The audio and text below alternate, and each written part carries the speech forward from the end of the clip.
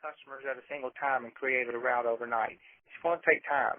So you just take on those customers that you can.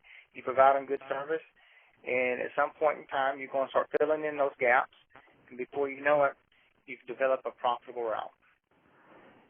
Now, during this time, to do that, what kind of a sales effort does it take to grow this type of business?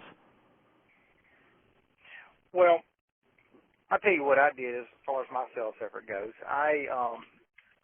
When you start off, you're going to have some downtime. I kept it simple. I would just get in the car, and I would ride around commercial and industrial areas, and I would look for fleets of vehicles. And once I found a fleet of vehicles, I'd go knock on that door and talk to them, talk to whoever is in charge. Most of the time, people are very receptive. I was actually pleasantly surprised about how receptive people were to hear my sales pitch, if you will. Also, I had some very good marketing efforts from Superior Wash Corporate that helped me get in the door to a lot of these places. Once I started getting some business, I developed some credibility, and the doors just started opening a little bit easier and a little bit easier. I would dress nice, and I would present a professional face in our organization and our business, and just talk to them about their needs. At that point in time, a lot of times they didn't need anything at that moment, but 2 or 3 months down the road, I would hear from some of these people, and we'd get their business. Interesting. On that, so was your primary strategy for sales just knocking on the doors, going and walking into the facility, or did you use the phone a little bit, or just what? I didn't use the phone. I just believe that the personal one-on-one contact is the best way to go.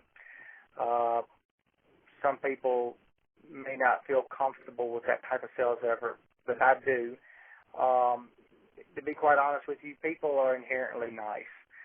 So if you show up in their lap, they're stuck with you. They're going to listen to you for the most part, unless they're just terribly busy. And if you're offering a service that they need, you're going to get the business. But it is very difficult when you phone calling people and you keep leaving messages over and over again.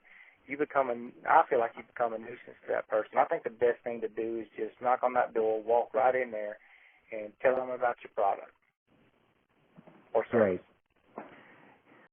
What kind of, when you came into the fold and took on this business and basically like opened up the doors for business, what was your growth like? What did you experience?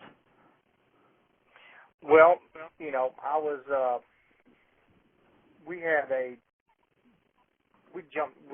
when we left Superior Wash, for the training, I apologize, when we left the training at Superior Wash, we already had a few core accounts set up. So we had a little jump start, which was good. And from that, we were able to, build out and go see some other customers around there. We had, immediate response. I guess my community was not being serviced as well as it should have been, because the response to me going in there and seeing those customers or seeing those fleet managers was very positive right at the go. And so you started out with one truck. Did you grow beyond one truck? We had 2 trucks we finally got the 2 trucks that were completely booked out. And so I would say those routes for both those trucks, they were running at almost full capacity.